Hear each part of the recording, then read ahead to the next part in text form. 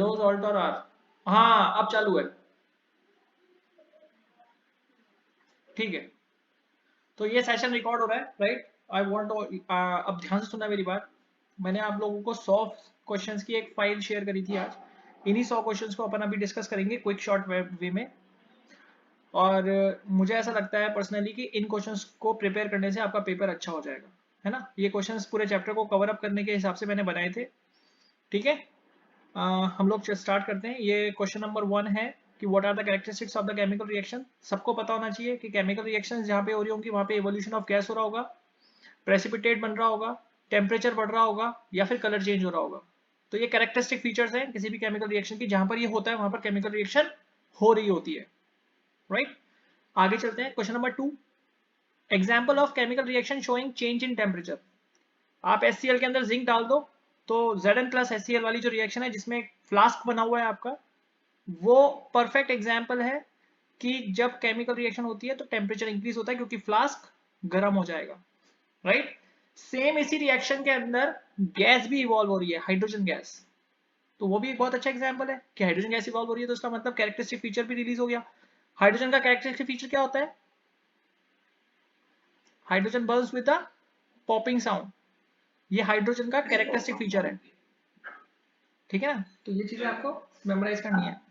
Formation of precipitate की एक chemical reaction है, उसको आपको बुक में से एज इट इज मेमोराइज करना है, उसको याद कर लेना। इस तरह के क्वेश्चंस आने के चांसेस बहुत ज्यादा है, ठीक है। नेक्स्ट वो बोल रहा है कि राइट अ बैलेंस्ड, हाँ बिल्कुल, वो उसमें भी प्रेसिपिटेट बनता है ना, लेड नाइट्रेट, उसमें भी प्रेसिपिटेट का फॉर्मेशन है। अपन नेक्स्ट चलते हैं, right a balance chemical equation with the state of symbols. यहाँ पर सोडियम हाइड्रोक्साइड सॉल्यूशन है, NaOH reacts with hydrochloric acid HCl, तो NaCl बन जाएगा, साथ में H2 बन जाएगा। इसको बैलेंस करना है आपको। Right a chemical reaction for the process of photosynthesis, C6H12O6।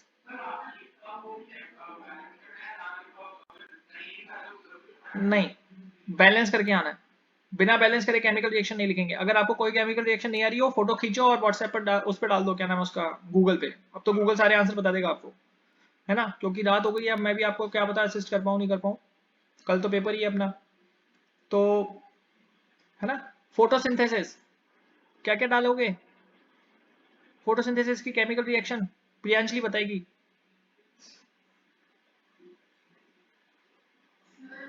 हाँ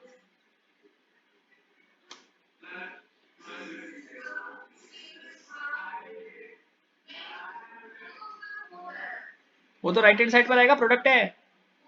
हम्म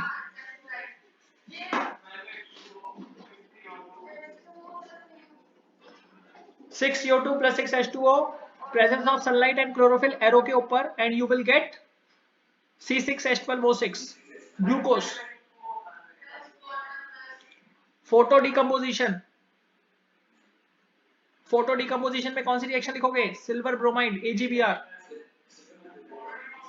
AgCl भी लिख सकते हो, ठीक है। Explain the decomposition of calcium carbonate, तो डिकम्पोजिशन ऑफ कैल्शियम कार्बोनेट हो जाएगा आपका, बहुत सिंपल सा प्रोसेस है। हाँ और CO और H2, ये 6 और 7 क्वाइट सेम हो गए, इनको एक ही करके कर लेना। Why does the iron nail becomes brownish in colour and blue colour of copper sulphate solution fades, बताओ। यस, पहले सॉल्यूशन का कलर क्या था, ब्लू। जैसे ही आपने उसमें आयरन डाला तो फेरस हो गया, फेरस ज्यादा रिएक्टिव है कॉपर से, तो कॉपर को, कॉपर सल्फेट सॉल्यूशन में से कॉपर को डिस्प्लेस कर देगा, राइट। तो colour of the solution will turn brownish, ठीक है। Example of redox reaction book में बहुत बहुत अच्छे से वेल मेंशन्ड है, आप उसको लिख सकते हो। Rancidity and how it can be prevented. Rancidity का मतलब होता है फूड का ऑक्सीडाइज हो जाना। प्रिवेंट करने के तरीके क्या है, एयर टाइट पैकेजिंग, पिकल बना लो, सोलर ड्राइंग कर लो, फ्रीज कर दो, सॉल्टिंग कर दो, ठीक है। ये कुछ ऐसे प्रोसेसेस है जिससे आप, फिर से, हाँ मैंने बोला ना, freezing, salting, freezing, salting, antioxidants, air tight containers, solar drawing मतलब सूरज के अंदर रख के उसको सुखा लो, पिकल बना लो, जैम बना दो, हाँ, इस तरह से जो भी आप करना चाहते हो, प्रिजर्व अंडर ऑयल कर दो तो प्रिजर्व अंडर ऑयल भी अपने आप में एक तरीके से वो चीज, वैक्यूम पैकिंग भी कर सकते हैं। कुल मिलाकर, हाँ, कुल मिलाकर मोटिव ये होना चाहिए कि ऑक्सीजन के कांटेक्ट में नहीं आए, बात बन जाएगी। चैप्टर नंबर 2 पे आ गए अपन। 10th question, what are natural and synthetic and olfactory indicators? Natural indicators कौन से हैं? वो तो सिंथेटिक है।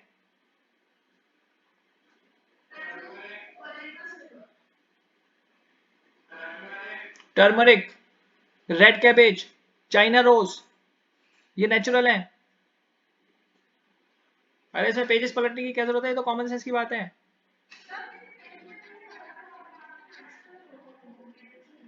देखो लिटमस पेपर है ना, लिटमस पेपर नेचर से मिलता है, लेकिन लिटमस पेपर रेड और ब्लू कलर का नहीं होता है ना। लिटमस पेपर जो होता है वो लिचन्स के पौधे से बनता है। लिचन्स जो होते हैं, लिचन का जो पौधा होता है उससे जो डाई बनती है वो मॉव पर्पल कलर की होती है, MAUVE, मॉव पर्पल कलर की होती है। उसका कलर बाय डिफॉल्ट रेड और पिंक नहीं होता, रेड और व्हाइट, रेड और ब्लू। हम उसको रेड और ब्लू लैब में ले जाकर बनाते हैं, ठीक है। तो लिटमस पेपर ओरिजिनल तो है, नेचुरल तो है, लेकिन उसको हम लोग लैब में प्रिपेयर कर रहे हैं, तो हम उसको सेमी सिंथेटिक बोल सकते हैं। प्योर सिंथेटिक, प्योर नेचुरल नहीं है वो। टर्मरिक को हमको कुछ भी नहीं करना, टर्मरिक आपको रेडिश ब्राउन कलर देगी बेसिक सॉल्यूशन के अंदर, ये फिक्स है। कड़ी का दाग लग गया कपड़े के ऊपर, सोप लगाओगे रेडिश ब्राउन कलर का हो जाएगा। Characteristic feature of presence of base, कि सोप बेस होता है, टर्मरिक उसका नेचुरल इंडिकेटर है। मैटर क्लोज, समझ में आ गया आपको? आगे चलते हैं। ऑल्फैक्टरी इंडिकेटर्स, वो इंडिकेटर्स जो एसिडिक और बेसिक मीडियम में अपनी खुशबू बदल दें, उनको अपन क्या बोलते हैं? Olfactory indicators. किसका एग्जांपल दोगे? अनियन और स्ट्रॉबेरी, दो के नाम याद करना, अभी बता रहा हूं। Which gas Burns with the popping sound? Hydrogen, अभी बताया था। पंजेंट स्मेल, H2S की भी होती है, और एक और गैस होती है, नेट से सर्च करना, मुझे याद नहीं आ रहा। पंजेंट स्मेल एक तो H2S गैस की होती है, नाक में चढ़ जाती है, ठीक है। हाँ, हाइड्रोजन सल्फाइड रॉटर एक्स से भी निकलती है। कोई भी चीज सड़ रही है ना तो उसमें से H2S निकलेगी। आपने देखा होगा कुछ लोग गैस पास करते हैं तो उनके पेट में खाना सड़ रहा होता है, इसलिए गैस पास करते हैं। तो जहां से पे चीज है सड़ रही है ना, वहां पे H2S है, ठीक है। ब्राउन कलर्ड फ्यूम्स, बताओ। नाइट्रोजन डाइऑक्साइड, NO2, या नाम याद रखना इसका, ठीक है। कॉपर सल्फेट का कलर क्या होता है? ब्लू, ब्राउन नहीं होता।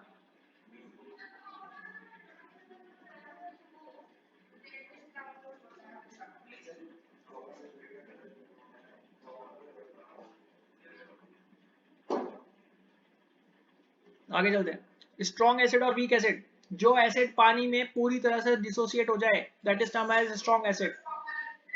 वीक एसिड, जो एसिड पानी में पूरी तरह से डिसोसिएट नहीं हो, वो वीक एसिड है। वीक एसिड में नाम दे देना कार्बोनिक एसिड का, H2CO3। स्ट्रॉन्ग एसिड में नाम दे देना H2SO4 का। क्या? नहीं नहीं, पीएच कैसे पता लगेगा कि कम है? पानी में डिसॉल्व करके। Why it is advise to mix acid to water for diluting it?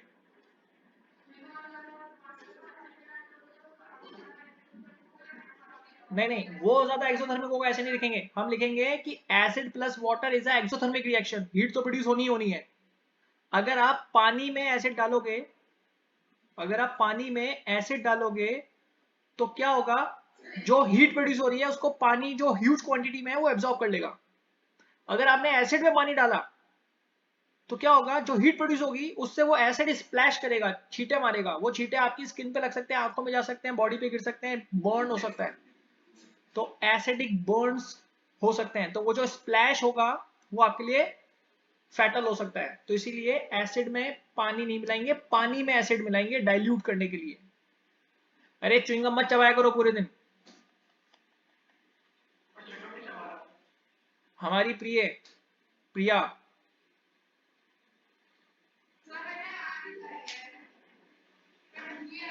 इतना झूठ बोलोगी ना तुम, पता नहीं तुम कहां जाओगी। हाँ पॉलिटिशियन नहीं, इसका भविष्य क्लियर है। प्रियंका गांधी।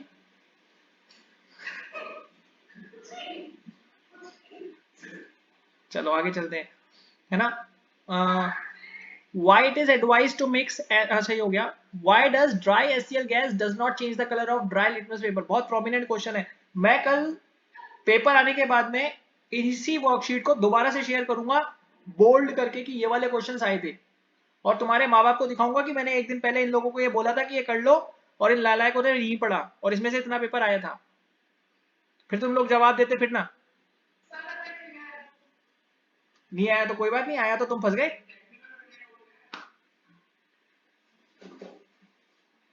ध्यान से सुनना, dry HCl gas acidic behaviour show नहीं कर सकती, क्योंकि जब तक पानी का कंटेंट नहीं होगा ना, कोई भी गैस कितनी भी एसिडिक हो वो अपना असर नहीं दिखा सकती। ठीक है, ये रीजन है कि एसिड रेन के अंदर एसिड जब तक पानी से, मतलब एसिडिक गैस है NO2 SO2 CO2, तीनों गैसेस एसिडिक गैसेस हैं, लेकिन जब तक बरसात की बूंद का पानी इनके साथ मिक्स नहीं होता ना, तब तक ये एसिडिक नेचर शो नहीं कर सकती।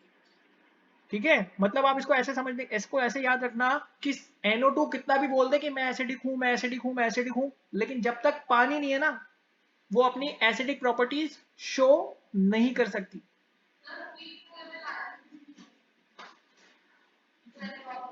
हाँ हाँ, डिफाइन पीएच की बात कर लेते हैं। Negative log of hydrogen ion concentration, इसको हम बोलते हैं पीएच। ठीक है, pH of the solution tells us कि whether it is acidic, basic और neutral। अगर कोई एसिडिक होगा तो 0 से 7 के बीच में होगा, और अगर न्यूट्रल होगा तो 7 होगा, और अगर बेसिक होगा तो 7 से ज्यादा का pH होगा। What is the importance of pH in soil? Soil में pH की इंपॉर्टेंस जबरदस्त है। अगर सॉइल का pH 7 से कम है तो सॉइल एसिडिक है, तो उसमें हम ऐसी क्रॉप उगाएंगे जिसको उगने के लिए एसिडिक न्यूट्रिएंट्स की रिक्वायरमेंट होती है।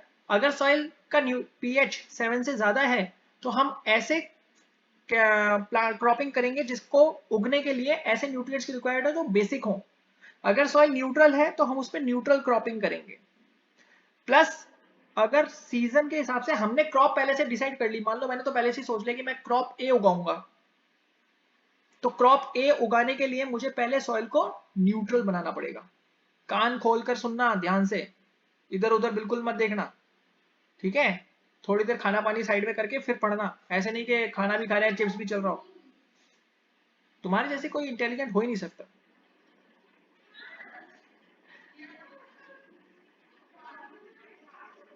पानी तो खूब पियो।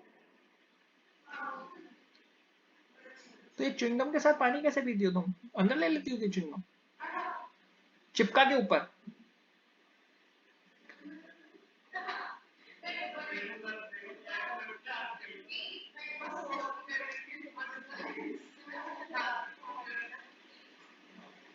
ये शुरुआत देखो, देखो दांत के यहाँ पे रखना है, फिर थोड़ी देर बाद में यहाँ पर यूं।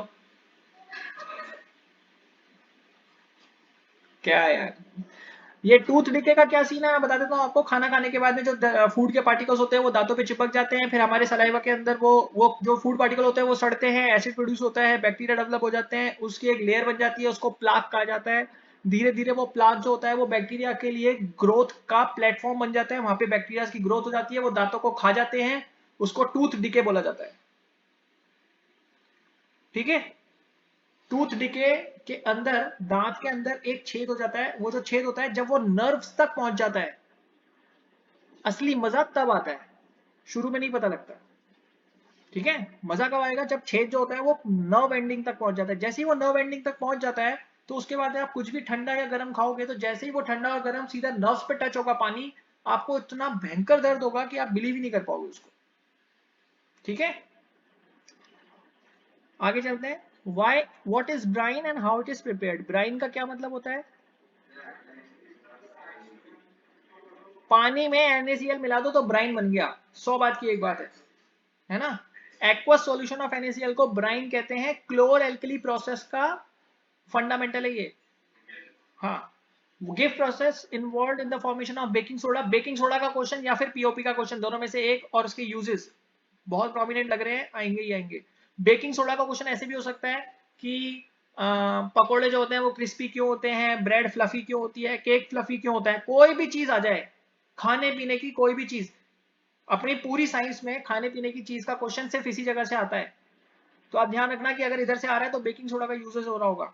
बेकिंग सोडा अगर कहीं पे डालोगे तो वो चीज कैसी हो जाती है, फ्लफी हो जाती है, सॉफ्ट हो जाती है, क्रिस्पी हो जाती है।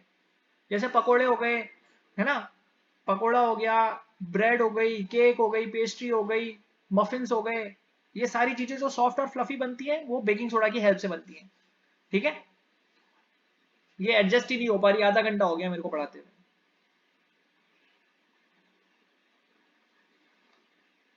पीओपी, पीओपी किससे बनता है, जिप्सम, है ना, CaSO4.2H2O, CaSO4.2H2O से जिप्सम से अपना वो बनता है पीओपी। मतलब दो में से अपन 1.5 को उड़ा देते हैं गर्म करके। टेम्परेचर होता है 100 डिग्री, अगर आपने 100 डिग्री से ज्यादा टेम्परेचर कर दिया तो डेड पीओपी हो जाएगा वो। डेड पीओपी किसी काम का नहीं होता, ध्यान रखना आप, डेड पीओपी यूजलेस है। ठीक है,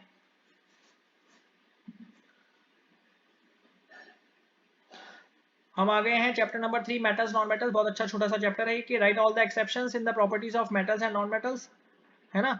तो मेटल्स और नॉन मेटल्स में जैसे सबसे पहला एग्जांपल एक्सेप्शन आ जाता है, मरकरी लिक्विड होता है रूम टेम्परेचर पे। ठीक है, सोडियम और पोटेशियम होते हैं, डेंसिटी बहुत कम होती है, एक एक्सेप्शन, इनकी स्ट्रेंथ बहुत कम होती है, मेलिएबल नहीं होते, डक्टाइल नहीं होते और सॉफ्ट होते हैं। ये सारे एक्सेप्शंस हो गए इसके, नाम एक ही आ रहा है सोडियम पोटेशियम, लेकिन मेलिएबल नहीं होते, कौन, सोडियम पोटेशियम, डक्टाइल नहीं होते, कौन, सोडियम पोटेशियम, सोनोरस नहीं होते, कौन, sodium potassium, melting point boiling point high नहीं होता, किसका, सोडियम पोटेशियम, डेंसिटी हाई नहीं होती, किसकी, सोडियम पोटेशियम।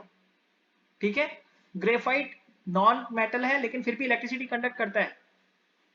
ठीक है, और ब्रो आयोडीन, आयोडीन था कि कौन था, लस्टरस, आयोडीन लस्टरस होता है। ठीक है, सारे एक्सेप्शंस एक जगह पे लिखे हुए हैं बुक के अंदर, आंखें खोल के पढ़ लेना। हाँ, बुक के अंदर आप, आपके हाथ में, आपके सामने बुक्स भी हैं, आप बुक्स में पेजेस को टर्न करोगे तो उसमें भी आपको दिखेगा। ठीक है ना, बुक भी खोलते रहो और बुक को भी, पेजेस को भी टर्न करते रहो, थोड़ा सा आपको दिखेगा। एम्फोटेरिक ऑक्साइड की बात कर लेते हैं। एम्फोटेरिक ऑक्साइड कौन सी ऑक्साइड्स होती हैं, वो ऑक्साइड जो एसिडिक और बेसिक दोनों नेचर शो करती हैं, उसको अपन एम्फोटेरिक ऑक्साइड्स कहते हैं। ठीक है, एम्फोटेरिक ऑक्साइड में किसका एग्जांपल दोगे, बुक के अंदर देख के बताओ मुझे जरा। ZnO का एग्जांपल दे सकते हो, ZnO जो है था, Al2O3 is also example, ZnO is also example, दोनों ही चीजें एसिड एम्फोटेरिक हैं। यहाँ शायद Al2O3 का एग्जांपल बुक में है या ZnO का एग्जांपल बुक में है। ठीक है, why potassium and sodium are kept under kerosene, क्योंकि हाईली रिएक्टिव होते हैं, हवा में ऑक्सीजन के साथ रिएक्ट करके आग पकड़ लेते हैं, तो इसलिए इनको केरोसिन के नीचे रखना पड़ता है। Explain what would you observe when zinc is added to the solution of iron sulphate. अगर आप जिंक को आयरन सल्फेट में डालोगे तो क्या होगा, potassium, sodium, calcium, magnesium, aluminium, zinc, iron, tin, lead, copper, mercury, silver, gold, platinum, याद कराई थी मैंने आप लोगों को, रिएक्टिविटी सीरीज है ये। तो potassium, sodium, calcium, magnesium, aluminium, फिर आता है जिंक और उसके बाद आता है आयरन। तो जिंक ज्यादा रिएक्टिव है आयरन से, तो FeSO4 के अंदर अगर आपने जिंक को डाल दिया तो जिंक FeSO4 में से Fe को निकाल देगा, ZnSO4 बन जाएगा। ठीक है, केमिकल रिएक्शन बोल रहा है, बना दो तो बना देना। फॉर्मेशन ऑफ NaCl, NaCl का फॉर्मेशन, पेजेस को टर्न करो, बुक में पेजेस को टर्न करो, NaCl वाले पेज पर आओ, दिख गया, है ना। अगर आपके सामने बुक है तो राइट हैंड साइड वाले पेज पे नीचे की तरफ दे रखा होगा NaCl, है ना।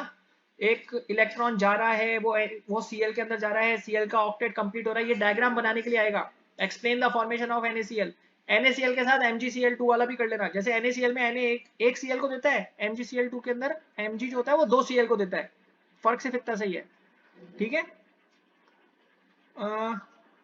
नेक्स्ट पे अपन चलते हैं, right the properties of ionic bonds. एक बहुत अच्छा क्वेश्चन है ये, कल के पेपर में भी हो सकता है कि ये प्रेजेंट हो। आयनिक बॉन्ड्स में शेयरिंग ऑफ इलेक्ट्रॉन से बनता है, बॉन्ड्स स्ट्रांग होते हैं, हाई फोर्स, हाई डेंसिटी होती है, हाई अट्रैक्टिव फोर्स होती है, और ज्यादातर ये सॉलिड स्टेट में होते हैं।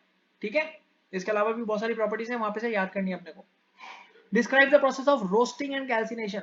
रोस्टिंग कौन से में होती है? सल्फर वाली ओर्स के अंदर, सल्फाइड ओर्स के अंदर, सल्फाइड ओर्स के अंदर रोस्टिंग होगी। ठीक है, और रोस्टिंग के प्रोसेस में ऑक्सीजन की प्रेजेंस में strong heating of the ore किया जाता है ताकि मेटल मेटल ऑक्साइड में कन्वर्ट हो जाए।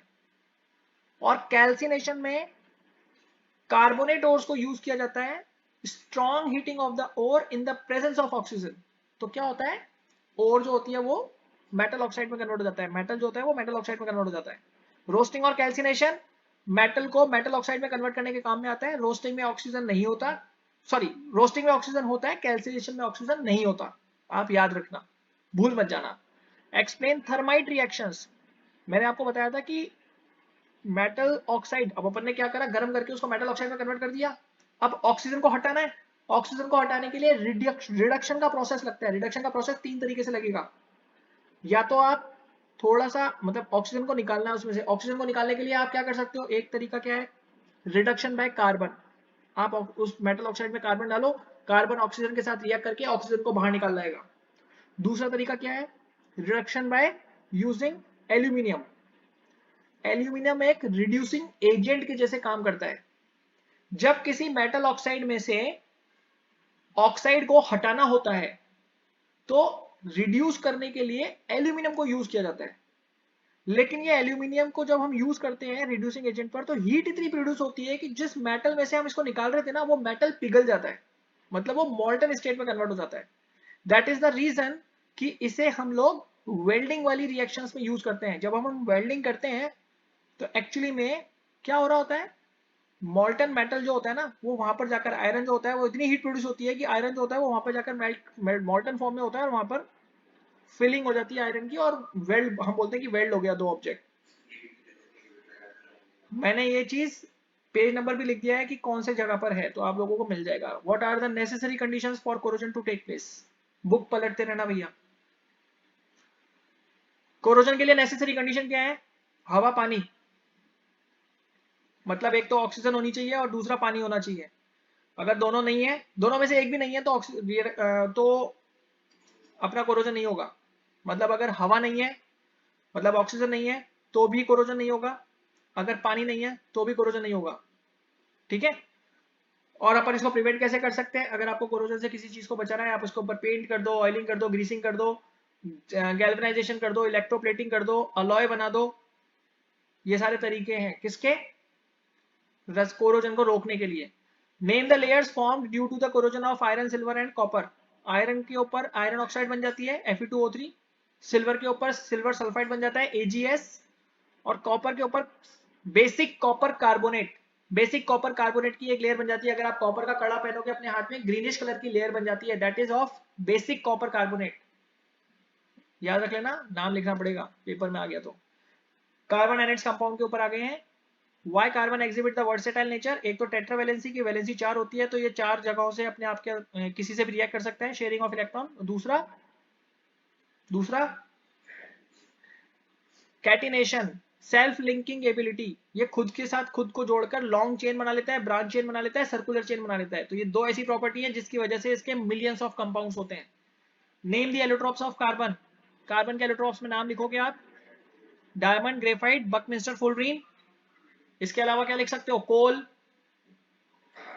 कोल, कार्बन इटसेल्फ, ये सब क्या है, कोक, एग्जांपल ऑफ क्या है, कार्बन ही तो है। Give differences between graphite and diamond. Diamond और ग्रेफाइट के बीच में डिफरेंस, डायमंड का स्ट्रक्चर टेट्राहेड्रल होता है, और ग्रेफाइट के अंदर हेक्सागोनल शीट्स होती हैं।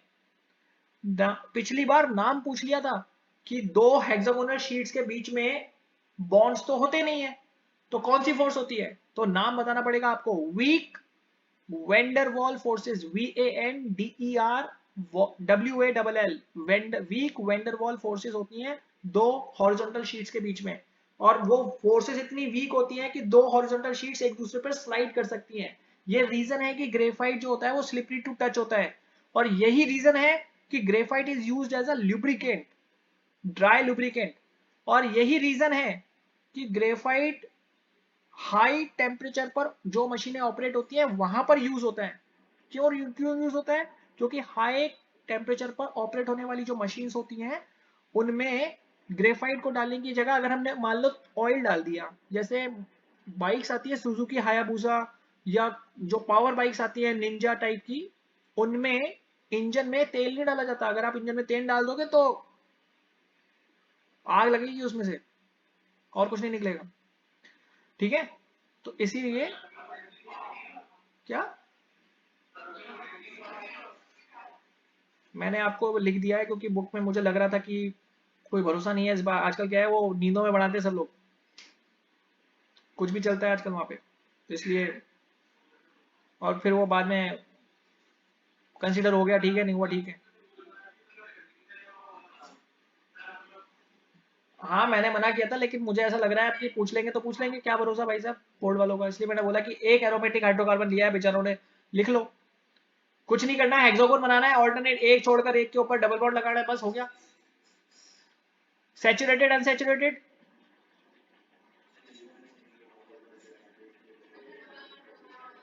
बहुत बढ़िया, डायग्राम बना देना। स्ट्रक्चर ऑफ बेंजीन बता दिया। होमोलोगस सीरीज, किसी भी फैमिली के मेंबर्स को रिप्रेजेंट करने के लिए जो सीरीज बनाते हैं उसको अपन होमोलोगस सीरीज बोलते हैं। जैसे अल्कोहल की सीरीज हो सकती है, जैसे एसिड की सीरीज हो सकती है, जैसे एल्केन्स की सीरीज हो सकती है, जैसे एल्कीन की सीरीज हो सकती है, इनको अपन क्या बोलते हैं? Homologous series. होमोलोगस सीरीज की खासियत होती है, एक होमोलोगस सीरीज का एक ही केमिकल फॉर्मूला होगा। एक होमोलोगस सीरीज में जैसे पहले नंबर पे जो है, उसके बाद जो दूसरे नंबर पर होता है उसमें CH2 का डिफरेंस होगा। तीसरा डिफरेंस, दो होमोलोगीज के बीच में 14 यूनिट्स वेट का डिफरेंस होता है। चौथा, कि होमोलोगस सीरीज में अगर आप ऊपर से नीचे की तरफ चलोगे तो फिजिकल प्रॉपर्टीज बदलती जाती है। क्यों बदलती जाती है? क्योंकि नीचे के होमोलोगस जो होते हैं ना, वो भारी हो जाते हैं। आप ऐसे सोचो ना भाई, पहले वाले से दूसरा वाला जो है वो 14 यूनिट्स ज्यादा भारी है, तो जैसे जैसे आप नीचे चलोगे वैसे वैसे उनका वेट बढ़ता जाएगा। समझ में आया? कल का पेपर है अपना बोर्ड का, ध्यान रखना, ये जिंदगी में दोबारा नहीं आएगा। अगर आपको रात भर भी उठना पड़े ना, तो भी उठ के पेपर करना है।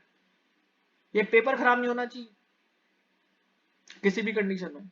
खूब सोने को मिलेगा, खूब मस्ती करने को मिलेगा, पूरी जिंदगी पड़ी है। कल के बोर्ड के पेपर में you have to give your 100%। और तुम लोग बोल रहे हैं डर लग रहा है, डर लग रहा है, डरो, डरना जरूरी है। ये बोर्ड एक बार ही आएगा जिंदगी में, दोबारा नहीं आएगा, इसलिए इसके अंदर 100% देना है। ठीक है, इसको सही करने का मौका नहीं मिलेगा। और पेपर बहुत आसान आएगा, मैं फिर से बता रहा हूँ। इसी वर्कशीट को कल जब मैं बोल्ड करके भेजूंगा ना, तो तुम लोग बोलोगे काश पढ़ लेते तो शायद पेपर अच्छा हो जाता।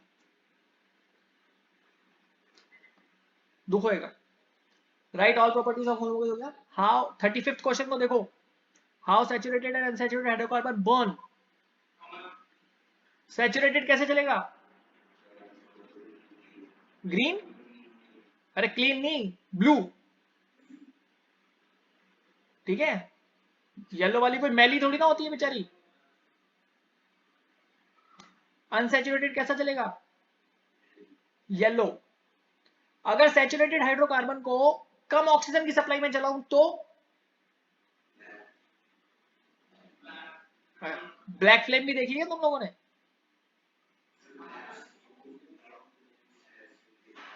ब्राउन कलर की कोई फ्लेम नहीं है, ब्लू और येलो ही है बस। अब मैं बता रहा हूं, ध्यान से सुनना। सैचुरेटेड हाइड्रोकार्बन है, हमको पता है कि ये ब्लू फ्लेम से चलता है, लेकिन ये ब्लू फ्लेम से तब जलता है जब ऑक्सीजन की अवेलेबिलिटी हो। अगर ऑक्सीजन की डेफिशिएंसी है तो ये ब्लू से नहीं चल सकता, ये भी येलो से ही चलेगा। इसका परफेक्ट एग्जांपल है कि आपके घर में जो गैस है, अगर उसके ऊपर एक छोटा सा भी कचरा गिर जाता है तो वहां से येलो कलर की फ्लेम निकलती है। That is actually a reason कि क्योंकि ऑक्सीजन मिक्स नहीं हो पाती है, ऑक्सीजन की कमी हो जाती है, तो वहां पर फ्लेम येलो कलर की हो जाती है। तो एलपीजी ब्यूटेन है। ब्यूटेन, अरे हाँ एक चीज को मैं बताने भूल गया, एलपीजी का फॉर्मूला होता है ब्यूटेन, C4H10, है ना। और एलपीजी, अगर मान लो गैस का सिलेंडर खुला रह जाता है, याद कर लेना, सुन लेना, गैस का सिलेंडर खुला रह जाता है तो आपको खुशबू आ जाती है एलपीजी की।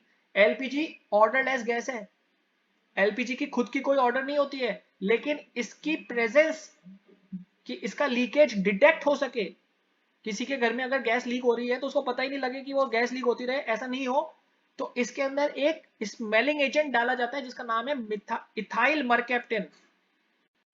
इथाइल मरकैप्टेन एक एजेंट का नाम है जो स्मेलिंग एजेंट के तौर पर इसमें मिक्स किया जाता है बाद में। एलपीजी इटसेल्फ ऑर्डरलेस गैस है, ठीक है। मैं आपको बता दिया, saturated hydrocarbons Burns with a blue flame. Saturated hydrocarbon जो होगा वो ब्लू फ्लेम से चलेगा। अगर ऑक्सीजन की डेफिशिएंसी हुई तो सैचुरेटेड हो चाहे अनसैचुरेटेड हो, येलो से चलेगा। और अनसैचुरेटेड जो है वो येलो से ही चलेगा, चाहे तुम उसके अंदर खूब ऑक्सीजन मिक्स कर लो, कोई फर्क नहीं पड़ेगा उसको। एडिशन रिएक्शंस जो होती हैं वो अनसैचुरेटेड से सैचुरेटेड बनाने के काम में आ जाती हैं। इसका बेस्ट एग्जांपल है हाइड्रोजनेशन। हाइड्रोजनेशन मतलब वेजिटेबल ऑयल, वनस्पति घी, डालडा, ठीक है। क्या होता है, तेल होता है ना, तेल, उस तेल से घी बना देते हैं, है ना। हाँ, जो आप जो जवाहर सर्कल पे जाकर पाव भाजी खाते हो तो वो इतना बड़ा बड़ा बड़ा पीसेस काट के डालते हैं ना, वो तेल से घी बना हुआ होता है ना। वो बहुत हार्मफुल होता है। Give properties of ethanol and ethanoic acid, इनमें से भैया एक आएगा कल, है ना। I am very much sure, इसको याद कर लेना। सोप डिटर्जेंट हमने कल ही डिस्कस किया था, soap is not used with hot water, हमने कल डिस्कस किया था, इसको छोड़ देते हैं। चैप्टर 5 तो आ ही नहीं रहा है, तो 41 से 40 से 44 हटा दो, 6 पर आ जाते हैं। व्हाट इज लाइफ प्रोसेस, जितने भी प्रोसेसेस हैं जिससे कि एक ऑर्गेनिज्म को जिंदा रहने में हेल्प मिलती है उन सबको अपन लाइफ प्रोसेस बोलते हैं, ठीक है। Define nutrients, the components of the food is termed as nutrients, carbohydrate, fat, vitamin, mineral, water, roughage, ये सब क्या है, न्यूट्रिएंट्स हैं। हिट्रोट्रॉफिक मोड ऑफ न्यूट्रिशन मैंने लिखा है। हिट्रोट्रॉफिक मोड ऑफ न्यूट्रिशन मतलब ऐसा मोड ऑफ न्यूट्रिशन जिसमें ऑर्गेनिज्म खुद का खाना खुद नहीं बना पाता, इसलिए दूसरों पर डिपेंडेंट होता है। जब वो दूसरों पर डिपेंडेंट होता है तो वो 3 तरीके से खाता है। पहला, सेप्रोफाइटिक। सेप्रोफाइटिक मतलब वो ऑर्गेनिजम्स जो मरी हुई और सड़ी हुई चीजें खाते हैं। इसकी 3 कैटेगरी हैं। सेप्रोफाइटिक ऑर्गेनिजम्स में प्लांट्स का अगर एग्जांपल देंगे तो नाम आएगा कसकटा, ठीक है, CUSCUTA। अगर सेम कैटेगरी में एनिमल्स की कैटेगरी में नाम देंगे तो आ जाएंगे जैसे crow, pigeon, sorry crow, crow लिख देना, है ना। क्रो और वल्चर लिख देना, ये दोनों मरी हुई और सड़ी हुई चीजें खाते हैं। और एनिमल्स की कैटेगरी में नाम ये तो एनिमल तो आ गया। माइक्रो ऑर्गेनिजम्स में नाम आ जाए तो फंगस लिख देना, क्योंकि फंगस जो होती है वो सड़ी हुई चीजों पर डेवलप होती है, समझ गए। Explain the role of gastric juice. Gastric juice में 3 एलिमेंट्स होते हैं, एक म्यूकस होता है, एक लिपेज, एक म्यूकस होता है, एक पैप्सिन होता है और एक एचसीएल होता है। एचसीएल तो फूड को एसिडिक बना देता है, पैप्सिन एसिडिक फूड में प्रोटीन को डाइजेस्ट करता है, म्यूकस स्टमक की वॉल पर चिपक जाता है ताकि एचसीएल से नुकसान नहीं हो।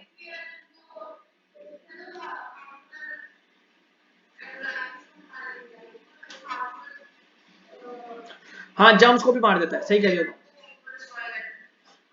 पैंक्रियाटिक जूस का क्या रोल है, पैंक्रियाटिक जूस में हमारे इंसुलिन और ग्लूकोजन आ जाते हैं, है ना। इंसुलिन जो होता है वो ब्लड में शुगर के ग्लूकोज के लेवल को कंट्रोल करता है और ग्लाइकोजन जो होता है वो ग्लूकोज के लेवल को मेंटेन करता है, दोनों अपोजिट काम करते हैं, ठीक है। एक तो कम करने का काम करता है और एक बढ़ाने का काम करता है, दोनों बैलेंस में काम करते हैं, ठीक है। और पैंक्रियाटिक जूस के अंदर पैंक्रियाटिक अमाइलेज और पैंक्रियाटिक ट्रिप्सिन होता है, ये प्रोटीन को डाइजेस्ट करने का काम करते हैं। हाँ, एरोबिक और एनारोबिक रेस्पिरेशन,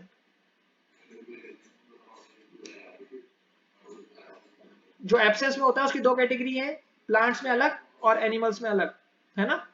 हमारी बॉडी में अगर एब्सेंस ऑफ ऑक्सीजन में ग्लूकोज का मॉलिक्यूल टूटता है तो लैक्टिक एसिड प्रोड्यूस होता है, और लैक्टिक एसिड प्रोड्यूस होता है तो उसको बचने के तरीके क्या है, उससे हमारी बॉडी में क्रैम्प आते हैं।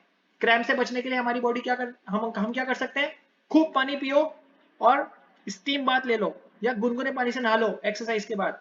खूब पानी पियो, उससे बॉडी में लैक्टिक एसिड डिसॉल्व होकर बॉडी में से यूरिन की और स्वेट की फॉर्म में बाहर आ जाएगा। अगर आपने गर्म पानी पी लिया तो आपकी मसल्स रिलैक्स हो जाएंगी, तो भी लैक्टिक एसिड बॉडी में से डिसॉल्व हो जाएगा, अदरवाइज तो खैर मजे हैं ही। वेल लेवल डायग्राम ऑफ ह्यूमन हार्ट, ठीक है।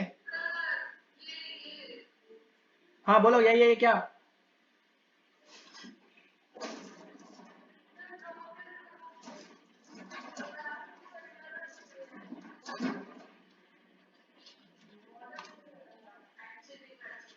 ये देखो, ये मेरे पीछे बोर्ड है। हार्ट कैसे बनता है मैं फटाफट बता देता हूँ आपको। ये स्ट्रक्चर दिख रहा है आपको बोर्ड पे? इसके अंदर ये 4 पार्ट बना दिए मैंने, समझ गए? 2 पाइप यहाँ लगाओ, ये बॉडी से आ रहा है,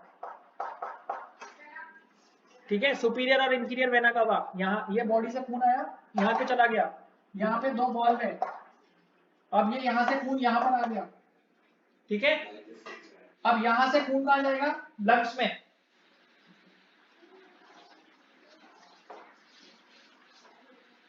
यहाँ से खून कहाँ जाएगा? लंग्स में।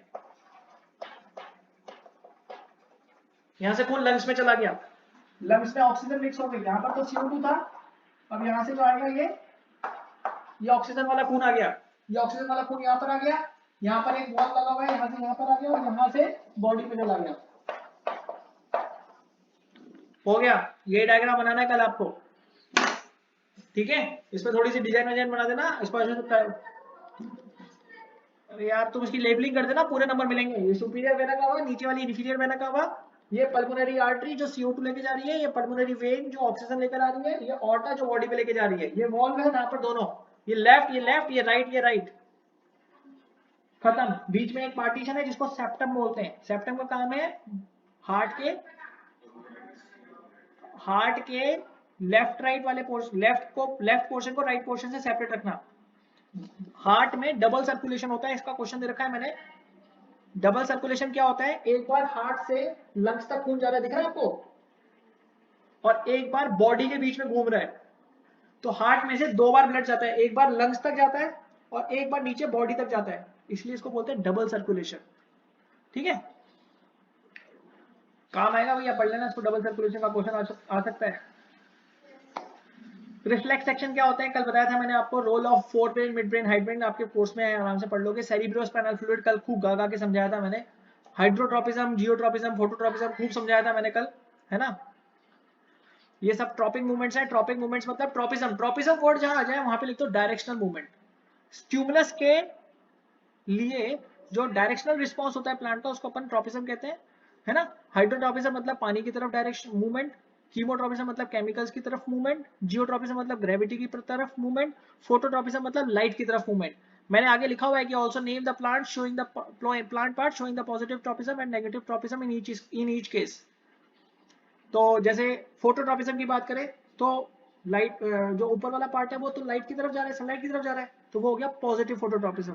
जो नीचे वाला पार्ट है वो रूट्स जो है वो अपोजिट डायरेक्शन में जा रही है, उसको बोलेंगे negative phototropism.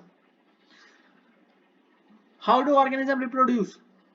Why organism do not make their exact copies of themselves? क्योंकि डीएनए के रेप्लिकेशन का जो प्रोसेस होता है वो एक बायोलॉजिकल प्रोसेस है, और किसी भी बायोलॉजिकल प्रोसेस में 100% कॉपी नहीं हो सकती है। ये कोई फोटोकॉपी की मशीन नहीं है जो हमारे अंदर लगी हुई हो।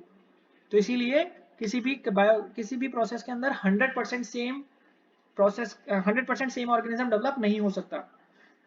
Explain the process of budding और फिजन। वैसे मुझे पर्सनली लग रहा है कि बडिंग पूछा जाएगा, लेकिन फिर भी आप दोनों तैयार कर लेना, है ना? बडिंग के अंदर क्या होता है? एक छोटी सी स्मॉल आउटग्रोथ डेवलप हो जाती है, फिर वो कंप्लीट ऑर्गेनिज्म में डेवलप हो जाती है, तो वो अपने आप को बॉडी से डिटैच कर लेती है और फिर एक सेपरेट ऑर्गेनिज्म बन जाता है।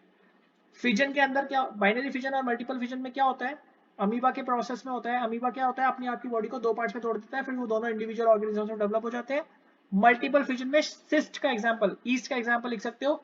ईस्ट सेल अपने आसपास एक प्रोटेक्टिव कवरिंग बना लेती है और अंदर ही अंदर डिवाइड होता रहता है, और फिर वो फेवरेबल कंडीशन आने पर वो जो ईस्ट की जो आउटर कवरिंग होती है वो ब्लास्ट हो जाती है, और सारे बैक्टीरिया, सारे के सारे जो डॉटर सेल्स होती है वो बाहर जाती है।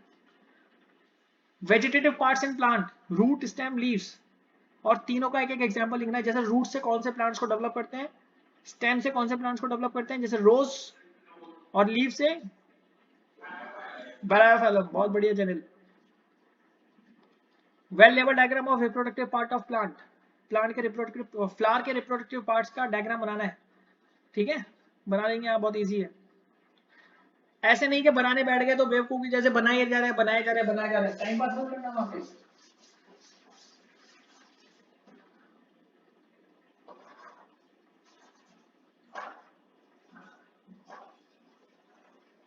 ये तो बन गया फीमेल रिप्रोडक्टिव पार्ट, और ये हो गया मेल रिप्रोडक्टिव पार्ट। ठीक है, बाकी सब आप छोटे छोटे बना दो और इसके आसपास लीफ बना दो, हो गया प्लांट। लेबलिंग इंपॉर्टेंट होती है कि आपने लेबलिंग क्या करी, stigma style ovary, anther, filament, pollen grains, और ओवरी के अंदर ओव्यूल्स और पेटल्स और नीचे सेपल्स। ये लेबलिंग है, इसको याद कर लो, ये बनानी पड़ेगी, है ना। ड्रॉ वेलेबल डायग्राम ऑफ मेल और फीमेल रिप्रोडक्टिव ऑर्गन, मैंने कई बार बोला है, इसको याद कर लो, ये इनमें से दोनों में से एक आएगा ही आएगा, दोनों का डायग्राम बनाने के लिए भी बोल सकता है। How various contraceptive methods, various contraceptive methods में आपको सर्जिकल भी लिखने हैं, मेडिकल भी लिखने हैं, ठीक है ना। सर्जिकल मेथड्स में हाँ, एक तो होता है फीमेल वेसेक्टोमी, है ना, ओवरी क्या बोलते हैं उसको, फेलोपियन ट्यूब्स को कट करके, सर्जिकल मेथड से कट करके उसको टाई कर देते हैं, तो जो ओव्यूल्स होते हैं वो ओवरी में से निकलकर यूट्रस तक नहीं पहुंचता। एक होता है मेल वेसेक्टोमी, उसके अंदर क्या होता है, मेल्स की जो स्पर्म डक्ट होती है उसको कट कर देते हैं, तो स्पर्म जो होता है वो सीमन में मिक्स नहीं हो पाता, तो भी रिप्रोडक्शन नहीं हो पाएगा। ठीक है, एक होता है कॉपर टी, ठीक है, कि फीमेल रिप्रोडक्टिव ऑर्गन में एक मेटल का बैरियर लगा दिया जाता है जिससे कि जो ओव्यूल्स होते हैं वो यूट्रस में पहुंचते ही नहीं है, तो इम्प्लांटेशन नहीं होता। इम्प्लांटेशन नहीं होगा तो भी जायगोट नहीं बनेगा। ठीक है, इसके अलावा कॉन्ट्रासेप्टिव मेथड्स में एक तो कॉन्डम्स का यूज होता है, दूसरा पिल्स का यूज होता है। पिल्स भी दो तरह की है, एक है ओरल पिल, मुंह से खाई जाती है, ठीक है, वो ये दोनों ही तरह की पिल्स जो होती हैं ये बॉडी के रिप्रोडक्टिव पार्ट को स्टेराइल कर देती है। स्टेराइल मतलब ये जब वहां जाती है तो यूट्रस में जाकर डिसॉल्व होती है, यूट्रस में जब ये डिसॉल्व होती है तो जहां पर भी जो भी स्पर्म होता है उसको मार देती है। जैसे ही उसको मारती है और जैसे ही ये ओव्यूल को मारती है तो वो पूरा इलाका स्टेराइल हो जाता है। हो सकता है कि एक दो बार के लिए ये आसान लगे, मतलब इजी गोइंग वे में सबको लगेगा कि ठीक है बहुत आसान है, हो गया कोई बात नहीं, लेकिन ये बहुत नुकसान पहुंचाती है बॉडी को। कई बार हमारी मतलब इसकी रिसर्च है कि कई बार इसको खाने की वजह से कुछ फीमेल्स कभी भी बेबी कंसीव नहीं कर पाती है। रीजन बिहाइंड दैट इज कि ये जो पिल्स होती है ये यूट्रस को हमेशा के लिए स्टेराइल बना देती हैं, इसलिए इसके ऊपर डिपेंडेंट होकर कोई भी इंसान बहुत लंबे समय तक, ये सिर्फ एक मेथड है, ठीक है, ये कोई तरीका नहीं है कि आप आए दिन कोई भी किसी भी तरह की पिल्स को खा ले और फिर उसके बाद में वो बोले कि मेरे को प्रॉब्लम हो गई, ऐसा नहीं हो सकता। इसके साइड इफेक्ट्स बहुत लार्ज स्केल के हैं, इसलिए इससे अवॉइड करना चाहिए। हेरिडिटी वाले चैप्टर में एक्वायर्ड और इनहेरिटेड ट्रेट्स है, हमने बात करी थी, मोनोहाइब्रिड क्रॉस है, हमने बात करी थी, sex determination of a child आ रहा है, तो बहुत सिंपल है, मेल के अंदर तो एक्स वाई होते हैं, फीमेल के अंदर एक्स एक्स होते हैं। अगर एक्स एक्स आ जाए तो बच्चा लड़का होगा, और अगर एक्स वाई आ जाए तो जो बच्चा होगा वो बॉय होगा। ये पूरी तरह से मेल के ऊपर डिपेंड करता है, इसलिए फीमेल को उसके लिए क्रिटिसाइज कर देना गलत है। तो फीमेल फर्टिसाइड के लिए जो फीमेल को रिस्पॉन्सिबल ठहरा दिया जाता है कि बियरिंग अ गर्ल चाइल्ड तो फीमेल की रिस्पॉन्सिबिलिटी है, तो वो गलत पार्ट हो जाता है। लाइट पर आ जाते हैं, state the laws of reflection, बहुत सिंपल क्वेश्चन है। Principal focus of convex concave mirrors, write four laws, parallel to principal axis होगी तो फोकस से पास होगी, फोकस से जा रही है तो प्रिंसिपल एक्सिस के पैरेलल हो जाएगी, और अगर डायरेक्ट पोल पे स्ट्राइक कर रही है तो रिफ्लेक्ट हो जाएगी, राइट, और अगर सेंटर ऑफ कर्वेचर से जा रही है तो एज इट इज वापस रिफ्लेक्ट हो जाएगी। ठीक है, चार लॉज थे, चारों के डायग्राम है बुक के अंदर, बना लेना। Explain the image formation when the object is placed between f and 2f in front of concave mirror। मुझे ऐसा लग रहा है कि concave mirror के जो 6 केसेस है उनमें से ये वाला केस आने के चांसेस इस बार ज्यादा है। इसको आप एक बार बनाकर इसका प्रोसेस भी याद कर लेना। मैंने आपको कल एक और बार बोला था कि कॉनकेव मिरर ये वाला मिरर है, ये रिफ्लेक्टिंग सरफेस है। कॉनकेव मिरर के अंदर सिर्फ एक केस ऐसा है जहां पर वर्चुअल इरेक्ट इमेज बनती है, जब ऑब्जेक्ट को फोकस और पोल के बीच में रखा जाता है, और उस केस में इमेज वर्चुअल इरेक्ट होती है लेकिन बड़ी बनती है। इस केस के अलावा जब भी वर्चुअल इमेज बनेगी ना हमेशा छोटी बनेगी, क्योंकि इसके अलावा जो वर्चुअल इमेज बनेगी वो कॉन्वेक्स मिरर में बनेगी। कॉन्वेक्स मिरर हमेशा छोटी इमेज बनाता है, तो डिमिनिश्ड इमेज बनाता है और वर्चुअल इरेक्ट बनाता है। ठीक है, ध्यान रखना है। मैंने आपको वो एग्जांपल 10.1 10.2 कल भी कराया था, आज फिर से बोल रहा हूँ, कर लेना, आएगा। What is the cause of refraction? Light has different speed in different medium. This is the reason that light bends when it goes from one medium to another medium. तो ये जो बेंडिंग होती है ये हमें लगता है कि बेंड हो रहा है इसलिए हम उसको रिफ्रैक्शन बोलते हैं। एक्चुअली में लाइट की स्पीड अलग अलग मीडियम में अलग अलग होती है, इसीलिए वो रिफ्रैक्ट होती हुई दिखाई देती है हमारे को। State the laws of refraction, पहला तो वही है कि इंसिडेंट रे, रिफ्रैक्टेड रे, नॉर्मल तीनों एक ही प्लेन में होती हैं, और दूसरा लॉ क्या है कि sine i upon sine r एक पेयर ऑफ मीडियम के लिए हमेशा कांस्टेंट रहेगा। ठीक है, principal focus and of convex and concave lenses, 4 laws same होते हैं। Explain the image formation when the object is placed beyond 2f in front of convex mirror, prepare कर लेना, मुझे ऐसा लगता है कि आ सकता है। 10.3 10.4 लेंस के क्वेश्चंस हैं, दोनों प्रिपेयर करने हैं। Human I and colourful world बहुत इंपॉर्टेंट चैप्टर है। Draw available diagram of human आई, बहुत आसान है, बहुत आसानी से हो भी जाएगा। पावर ऑफ अकोमोडेशन, कि ह्यूमन आई जो होती है वो पास के ऑब्जेक्ट और दूर के ऑब्जेक्ट को क्लियरली रेटिना पे फोकस कर सकती है, हाँ, bye adjusting the focal length of the eye lens, तो इसको हम लोग पावर ऑफ अकोमोडेशन कहते हैं। फार पॉइंट, वो पॉइंट जो कि ह्यूमन आई देख सकती है, ह्यूमन आई के लिए फार पॉइंट इंफिनिटी है। नियर पॉइंट, वो पास का डिस्टेंस, हाँ, the nearest point which a human I can see without any stress और स्ट्रेन। स्ट्रेस और स्ट्रेन वर्ड जरूर लिखना, ठीक है। जैसे मान लो आपने बोला कि मेरे को तो अभी भी दिख रहा है, मेरा हाथ है ये, मैं तो साफ साफ देख सकता हूँ, देखो मजा भी आ रहा है, कोई दिक्कत नहीं हो, ये 25 सेंटीमीटर से पास में, ऐसा नहीं होता। आईज 25 सेंटीमीटर से पास अगर कोई ऑब्जेक्ट है तो उसको देखने में उनको स्ट्रेस और स्ट्रेन होता है, आपको पता नहीं लगता लेकिन एक्चुअली में ऐसा होता है, ठीक है। तो जैसे ही कोई ऑब्जेक्ट अगर 25 सेंटीमीटर से पास आ जाता है आंखों के, तो उसको देखने में हमारी आईज को स्ट्रेस और स्ट्रेन प्रोड्यूस होता है। तो हमारी आईज के लिए जो नियर पॉइंट है वो 25 सेंटीमीटर है। Least distance of distinct vision, the minimum distance up to which a human eye can see the objects distinctly। मतलब जैसे मान लो कि अगर ये पेन है, पेन की मैं निब को खोलकर ऐसे अगर आपकी आंखों पे बिल्कुल यहाँ पे पास में रख दूं, मैं बोलूँ कि कितनी निब दिख रही है, तो आप बोलोगे 2 दिख रही है। ऐसा इसलिए होता है क्योंकि आपकी आईज के एक कैपेसिटी है जिसके पास, मतलब एक डिस्टेंस है आपकी आंखों से 25 सेंटीमीटर के डिस्टेंस के पास, जैसे ही कोई ऑब्जेक्ट आ जाती है तो उसको अलग अलग देखने में हमारी आईज में स्ट्रेस और स्ट्रेन प्रोड्यूस होता है, ठीक है। तो साइंस बोलती है कि least distance of distinct vision, मतलब वो मिनिमम डिस्टेंस जहां तक हमारी आईज किसी भी ऑब्जेक्ट को अलग अलग देख सकती है बिना स्ट्रेस और स्ट्रेन के, वो 25 सेंटीमीटर है। इससे पास अगर कर दोगे मुसीबत है, ठीक है। Dispersion of light by the prism, कि एक प्रिज्म जो होता है वो व्हाइट लाइट को डिस्पर्स कर देता है और 7 कलर्स में डिसोसिएट कर देता है, राइट। हाइपरमेट्रोपिया क्या होता है, कहां कहां नहीं दिखता उसको, पास का या दूर का, नहीं दिखता। जब नहीं दिखता है तो उसको ठीक करने के लिए वो लेंसेज लगा सकता है। कौन सा लेंस लगाएगा, बुक खोल के बताओ कौन सा लेंस लगाएगा। कॉन्वेक्स नहीं, convex lens of suitable power, suitable power नहीं लिखोगे तो नंबर कट जाएंगे, ठीक है। इसी के साथ एक एडिशनल क्वेश्चन और आता है, जैसे कि ओल्ड एज में पास का भी नहीं दिखता, दूर का भी नहीं दिखता, क्योंकि आईज के अंदर जो सीलरी मसल्स होती हैं, वो क्वेश्चन पूछे जाएंगे तो आंसर में क्या लिखोगे कि सीलरी मसल्स वीक हो जाती हैं, तो सीलरी मसल्स ने आई लेंस को होल्ड करके रखा हुआ है, तो सीलरी मसल्स वीक हो गई तो आई लेंस को एडजस्ट नहीं कर पाती, तो ना तो आदमी को पास का दिखता है ना आदमी को दूर का दिखता है। ये ओल्ड एज की प्रॉब्लम है, इसको ओल्ड एज हाइपरमेट्रोपिया भी बोला जाता है, ठीक है। बाईफोकल लेंस लगवा लो, ठीक है।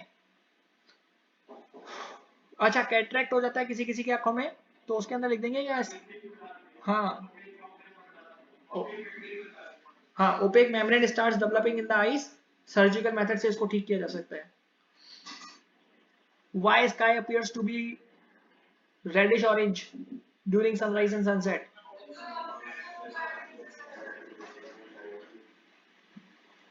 चलो इलेक्ट्रिसिटी वाले चैप्टर 12 पे फटाफट करता हूँ ना। Electric potential, work done in bringing a unit positive charge from infinity to a particular point is termed as electric potential at that point. 1 volt, 1 volt is equals to,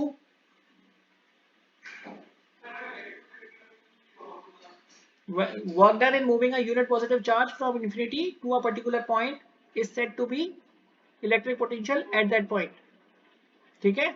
1 ohm, when 1 volt of potential difference is applied across the conductor and 1 ampere of current is passing through it, हाँ, OHM, Ohm's law और उसका diagram graph बना देना। What are the factors which are resistance को affect करते हैं, एक length हो गई, एक एरिया ऑफ क्रॉस सेक्शन, एक मेटल ऑफ, एक the material of the conductor और एक टेम्परेचर, 4 फैक्टर हैं। लेंथ के साथ directly proportional, area of cross section के साथ इनवर्सली प्रोपोर्शनल।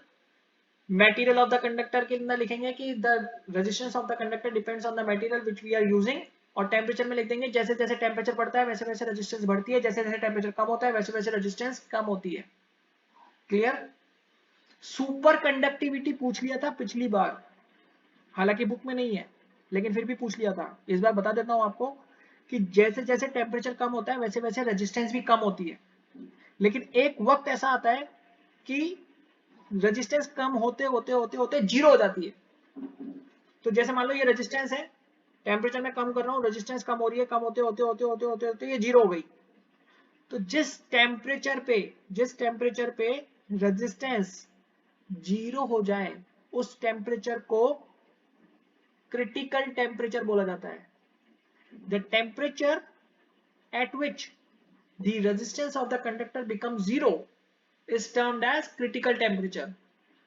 और ये जो कंडक्टर है, this conductor becomes superconductor at critical temperature, और इस पूरे फिनोमिना को सुपर कंडक्टिविटी बोला जाता है। अब क्वेश्चन में वो कुछ भी पूछ सकता है, क्रिटिकल टेम्परेचर क्या होता है, सुपर कंडक्टर क्या होता है, सुपर कंडक्टिविटी क्या होती है।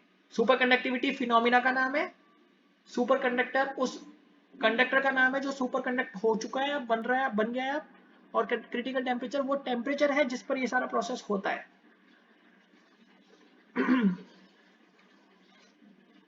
एग्जाम्पल 12.6 आपको करना है, derive an expression for the resultant resistance. I told you कि दोनों में से एक आएगा ही आएगा। तीन वर्क एग्जांपल्स है जो बुक में दे रखे हैं, आपको तीनों करने हैं। Magnetic field of electric current पर चलते हैं। Give properties of the magnetic field lines. Magnetic field lines do not intersect each other, originate from the north pole and terminate at south pole। कभी भी एक दूसरे को इंटरसेक्ट नहीं करती हैं, हमेशा एक दूसरे के मतलब they are closer at the poles, far apart at the other distances. और इसका एक क्वेश्चन आ सकता है कि why magnetic field lines do not intersect. इसके ऊपर आपको आंसर में लिखना पड़ेगा हाँ, कि अगर कोई दो मैग्नेटिक फील्ड लाइंस आपस में एक दूसरे को इंटरसेक्ट कर रही है तो it means that they are having two directions at that point which is actually not possible according to physics, hence they will not intersect each other. ठीक है। What is a fuse? Fuse is a safety device, है ना। Fuse is a safety device. It is made up of tungsten, alloy of tungsten. इसका confirm करो कि alloy, ये fuse किससे बना होता है, मुझे इसका अलॉय याद नहीं आ रहा।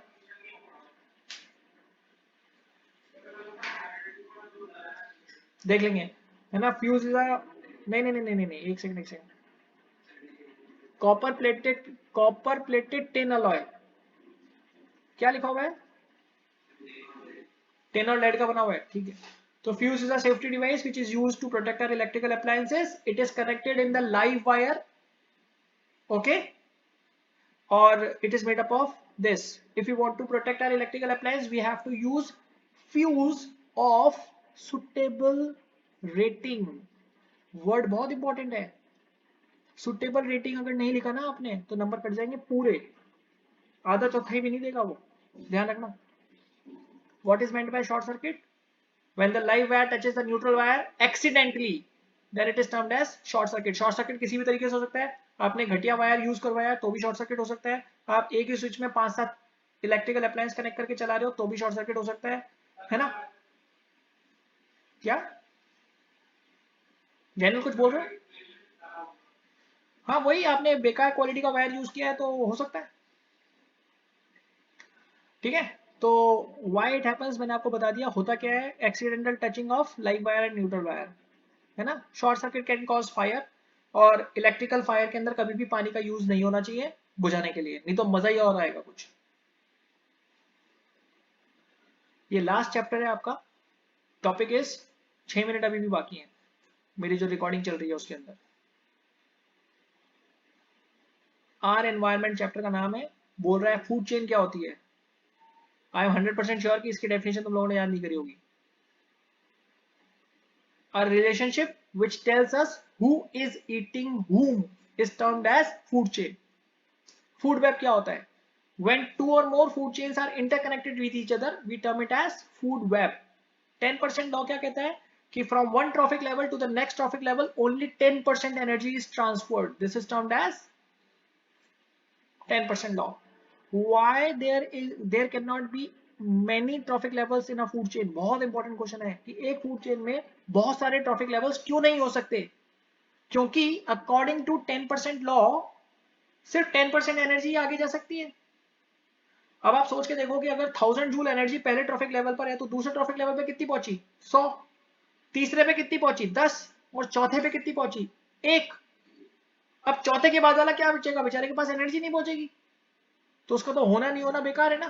तो एक फूड चेन के अंदर 10% लॉ के अकॉर्डिंग 4 या 5 से ज्यादा ट्रॉफिक लेवल्स नहीं हो सकते। ठीक है। How ozone layer is formed? अरे यार इफ फॉर्म्ड आ गया, इज है ये, है ना। How ozone layer is formed? Ozone layer कैसे बनती है?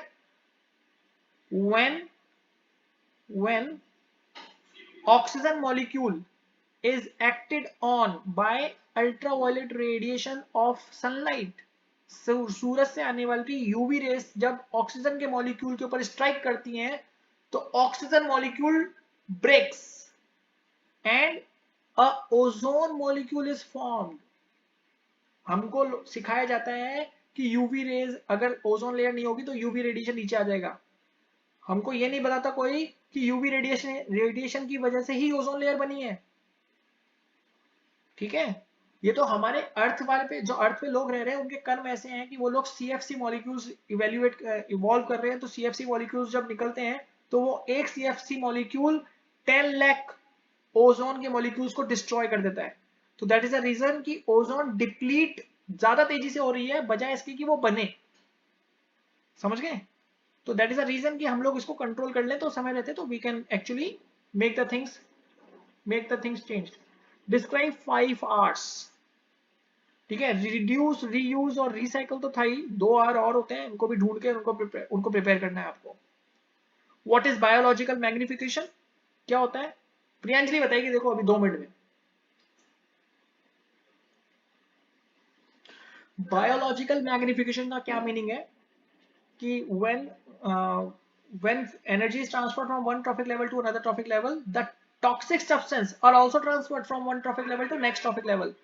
अब क्या होता है कि जब एक ट्रॉफिक लेवल से दूसरे ट्रॉफिक लेवल पे जाते हैं तो इसको समझना पड़ेगा 2 मिनट, क्योंकि इसका क्वेश्चन आ सकता है कल पेपर में। एक्चुअली क्या होता है, आप ऐसे समझो उसको कि ग्रास हॉपर ने घास को खाया। ग्रास को किसने खाया? ग्रास हॉपर ने। ग्रास के अंदर, ध्यान से सुनना, ग्रास के अंदर टॉक्सिक सब्सटेंस थे। लेट से 1 यूनिट। एक ग्रास हॉपर ने पूरे दिन में 10 यूनिट टॉक्सिक सब्सटेंस खाया। ठीक है। एक ग्रास हॉपर ने 10 यूनिट टॉक्सिक सब्सटेंस खाया। उस ग्रास हॉपर को किसने खाया? फ्रॉग ने। फ्रॉग ने अगर एक दिन में 10 ग्रास हॉपर खा लिए तो फ्रॉग के पेट में कितना टॉक्सिक सब्सटेंस इकट्ठा हो गया? 10 इंटू 10, 100 यूनिट्स। अब वल्चर आया, वल्चर ने ऐसे 10 फ्रॉग खा लिए तो वल्चर के पेट में कितना टॉक्सिक सब्सटेंस इकट्ठा हो गया? 10 into 10 into 10 is equals to 1000 unit. तो टॉक्सिक सब्सटेंस जो होता है, हाँ, 1000। एक फ्रॉग के पेट में 100 यूनिट है तो 10 फ्रॉग के पेट में कितना हो गया?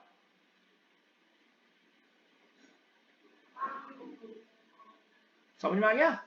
तो फ्रॉग के पेट में, मतलब सॉरी, वल्चर के पेट में सबसे ज्यादा टॉक्सिक सब्सटेंस है। तो accumulation of the toxic substance at the last level of the food chain is termed as biological magnification। that is actually a reason कि लोग बोलते हैं कि नॉनवेज मत खाओ। तो जब लोग बोलते हैं कि नॉनवेज मत खाओ तो जो खाते हैं वो उसको कनेक्ट कर देते हैं कि अरे चिकन में तो बहुत प्रोटीन होता है। उनको ये नहीं समझ में आता कि चिकन में प्रोटीन तो होता है लेकिन चिकन में टॉक्सिक सब्सटेंस कितना ज्यादा होता है वो उसको समझ ही नहीं पाते हैं, और जब तक उनको समझ में आती है चीजें खराब हो जाती हैं। अंडरस्टूड? तो हर चीज का दोनों पार्ट आपको मेंशन करके आना है। Will the levels of the magnification be different at different levels of ecosystem? Yes. At different levels, the level of magnification is different. First trophic level पर टॉक्सिक सब्सटेंस का कंसंट्रेशन कम होगा, second पर थोड़ा ज्यादा होगा, थर्ड पे थोड़ा और ज्यादा होगा, फोर्थ पे बहुत ज्यादा होगा। Clear? This is all from my side. 59.50 हो गया, राइट? अब मैं इसको स्टॉप कर देता हूँ।